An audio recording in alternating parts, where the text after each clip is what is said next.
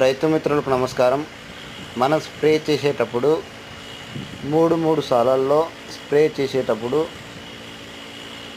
Sprayer యొక్క దూమర ఈ విధంగా రావాలి. ఈ విధంగా వచ్చినప్పుడైతే మనం కొట్టేటువంటి మందు 100% వర్క్ అవుతుంది. దూమర అనేది హెవీగా ఎప్పుడైతే వస్తుందో అప్పుడే బాగా మందు వర్క్ అవుతుంది. దయచేసి గుర్తించగలరు.